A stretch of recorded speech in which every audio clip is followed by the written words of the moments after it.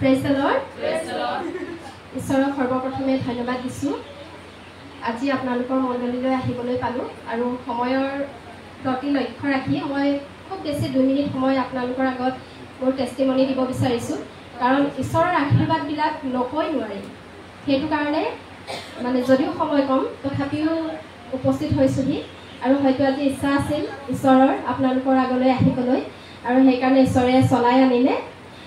খুব ধন্যবাদ দিছোঁ আপোনালোকৰ উৎসাহিত আৰু ঈশ্বৰৰ প্ৰশংসা আপোনালোকে যি ধৰণে কৰিছে সঁচাকৈ খুবেই আনন্দিত আজি। আপোনালোকে ইয়াত কোনোবা অনিল বৰাক চিনি পায় নেকি? অনিল বৰাক চিনি পায় ন? মই অনিল বৰাৰ ছোৱালী হয়। মোৰ নামটো মৌচুমী বৰা।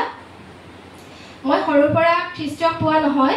আমাৰ পাপাই মই যেতিয়া সৰু আছিলোঁ তেতিয়া মোৰ বেমাৰ হওঁতে প্ৰাৰ্থনা কৰি মই সুস্থ হোৱাৰ কাৰণে পাপাই খ্ৰীষ্টক পালে আৰু তাৰ পিছৰ পৰাই আমি খ্ৰীষ্টৰ বিষয়ে শুনি আহিছোঁ আৰু জানি আহিছোঁ। যেতিয়া অলপ ডাঙৰ হ'লোঁ তেতিয়া খ্ৰীষ্টৰ লগত নাছিলোঁ। মানে যেতিয়া আমি অলপ ডাঙৰ হ'লোঁ তেতিয়া ডাঙৰ হোৱাৰ পিছত খ্ৰীষ্টৰ পৰা অকণমান আঁতৰি যোৱাৰ নিচিনা হৈছিল আৰু সেইটো কাৰণে মই এজন হিন্দু ল'ৰাৰ লগত বিয়া হ'ব লগা হ'ল বা বিয়া হ'লোঁ।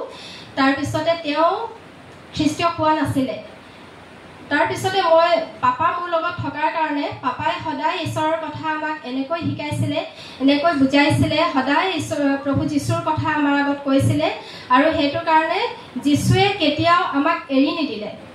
আমি যীশুক এৰি দিলেও তেওঁ আমাক কেতিয়াও এৰি নিদিয়ে যে, সেইটো কাৰণে তেওঁ আমাক মনোনীত কৰি ৰাখিছে আৰু সেইকাৰণে প্ৰভু যীশুক মই পুনৰ বিশ্বাস কৰি বাপ্তিস্ম ল'লোঁ, বিশ্বাস কৰিলোঁ। তাৰপিছত মোৰ হাজবেণ্ডে কেতিয়াও যীশুক বিশ্বাস কৰা নাছিলে। তেওঁ যীশুক বিশ্বাস নকৰে, তেওঁ বিৰোধী আছিলে। তাৰপিছতে মই প্ৰাৰ্থনা কৰি ফাষ্টিং প্ৰাৰ্থনা ৰাখোঁ, মনে মনে প্ৰাৰ্থনা কৰোঁ। মনে মনে প্ৰাৰ্থনা কৰাৰ পিছত তেওঁ বাপ্তিস্ম ল'লে। টাউন বেপ্টিষ্ট মণ্ডলীত তেওঁ বাপ্তিস্ম ল'লে। আজি 4 বছৰ হ'ল। আজি তেওঁ নাই, তেওঁ ঘৰলৈ গৈছে। কিন্তু আমাৰ পৰিয়ালৰ মানুহখিনি এতিয়াও ঈশ্বৰক জনা নাই। এতিয়াও তেওঁলোক হিন্দু অৱস্থাত আছে। মোৰ হাজবেণ্ডৰ মাক দেউতাক হিন্দু অৱস্থাত আছে আৰু আমাৰ বৰ্তা খুৰাহঁত আমাৰ গোটেই পৰিয়ালখিনিয়ে হিন্দু, কেৱল আমাৰ পাপাহে আৰু আমাৰ পৰিয়ালটোহে আমিহে খ্ৰীষ্টিয়ান। আমি ঈশ্বৰক পাইছোঁ আৰু আপোনালোকৰ ওচৰত মোৰ সেইটোৱে অনুৰোধ থাকিব যে আমাৰ পৰিয়ালৰ মানুহখিনিয়েও অনন্ত জীৱন পাব লাগে, প্ৰভু যীশুক বিশ্বাস কৰিব লাগে। আমাৰ পৰিয়ালৰ মানুহখিনি হেৰাই যোৱাটো আমি নিবিচাৰোঁ, কাৰণ আমি অকল ঈশ্বৰক পালে নহ'ব, তেওঁলোকেও পাব লাগে। আৰু এটা মই চমুকৈ আপোনালোকৰ আগত কওঁ, মোৰ জীৱনটো এনেকুৱা আছিলে যে এনেকুৱা এটা পৰিস্থিতিত আমি আছিলোঁ, আমাৰ একোৱেই নাছিলে। মই বেলেগৰ ঘৰত বাচন ধুবলৈ গৈছিলোঁ, মোৰ হাজবেণ্ডে বেলেগৰ ঘৰত কাম কৰিবলৈ গৈছিলে, কিন্তু আমি কি আছিলে আমাৰ হাতত? যীশু খ্ৰীষ্ট আছিলে। যীশু খ্ৰীষ্টৰ বাইবেলত লিখা আছে, গীতমালা 23 অধ্যায়, জিহুৱা মোৰ ৰক্ষক, মোৰ অভাৱ নহ'ব। আৰু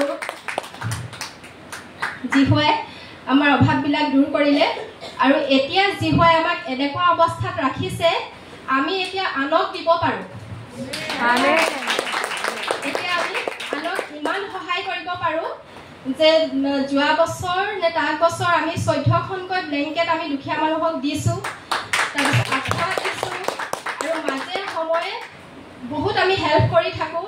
আৰু খুজিবলৈ অহা ঈশ্বৰক নজনা ব্যক্তিবিলাক আমাৰ ঘৰত লাইন পাতি থাকে, কিন্তু ঈশ্বৰক আমি যেতিয়া প্ৰাৰ্থনা কৰিছিলোঁ, যেতিয়া আমি খুজিছিলোঁ তেওঁৰ পৰা এইটো কথাই কৈছিলোঁ, ঈশ্বৰে কৈছিলে তোমালোকে খোজাতেহে তোমালোকক দিয়া হ'ব। আৰু আমি সেইমতে খুজিছিলোঁ আৰু আমি খোজোতে এইটো কথা কৈছিলোঁ, যদি প্ৰভু তুমি আমাক যদি দিয়া তেতিয়াহ'লে আনেও পাব আমাৰ পৰা। সেই কথাটো আমি ঈশ্বৰক কৈছিলোঁ আৰু সেইমতে ঈশ্বৰে আমাক যেনেকৈ দিছে আমিও বেলেগক দিছোঁ। আৰু এটা বিশেষ আশীৰ্বাদ আমাৰ জীৱনত আছে, দশম ভাগৰ যোগেদি আমি ইমান আশীৰ্বাদ পাইছোঁ ঈশ্বৰৰ পৰা, আপোনালোকক কৈ মই শেষ কৰিব নোৱাৰিম। যেতিয়াৰ পৰা আমি দশম ভাগ দিয়া আৰম্ভ কৰিলোঁ তেতিয়াৰ পৰা আমাৰ জীৱনত আশীৰ্বাদেই আশীৰ্বাদ, ইমান বেছি আশীৰ্বাদ মই আপোনালোকক গোটেই দিনটো ক'লেও শেষ নহ'ব যদি এটা এটাকৈ কওঁ। কিন্তু মই চমুকৈ কৈছোঁ, যিগৰাকী মানুহে আনৰ ঘৰত বাচন ধুইছিলোঁ, যিজন মানুহে আনৰ ঘৰত বাচন ধুইছিলে, মোৰ ল'ৰা ছোৱালীক খাবলৈ দিবলৈ একো নাছিলে, এটা জাষ্ট মেৰিগ'ল্ড বিস্কুট মই 2ডোখৰ কৰি পেলাই, এডোখৰ আবেলি এডোখৰ ৰাতিপুৱা মই দিছিলোঁ। তেনেকুৱা এজনী মানুহে এতিয়া আমাক ঈশ্বৰে এখন গাড়ীও দিলে, এখন গাড়ীও কিন্তু ঘৰ বনোৱা নাই কিন্তু মাটি আমাক ঈশ্বৰে দিলে আমি বিচাৰি গৈছিলোঁ একদম গাঁৱত কোনফালে কমত মাটি বিচাৰি পায় তেনেকুৱা জেগাত মাটি বিচাৰি বিচাৰি আমি দুইটাই হাহাকাৰ কৰি ফুৰিছিলোঁ এটা সময়ত ঈশ্বৰে যে আমাৰ কাৰণে ইমান পৰিকল্পনা কৰি ৰাখে আপোনালোকে ভাবি চাওক যে আমি ক'ত বিচাৰি গৈছোঁ ঈশ্বৰে ৰাখি থৈ দিছে আমাক টাউনত আমাৰ কাৰণে মাটি মেডিকেল কলেজৰ পিছফালে চৌখাম বুলি কোৱা ঠাই আমি 2 কঠা মাটি ল'লোঁ আৰু সেই 2 কঠা মাটি আমাক ঈশ্বৰে দিলে আমি বিচাৰি গৈছিলোঁ গাঁৱত কিন্তু ঈশ্বৰ যে আমাৰ লগত আছে সেইকাৰণে ঈশ্বৰে আমাৰ কাৰণে তাত ৰাখি থৈছে আৰু ঈশ্বৰে দিছে আৰু ভৱিষ্যতলৈকে আৰু বহুত দিব বুলি মোৰ আশা আছে কাৰণ আমি বেলেগক দিম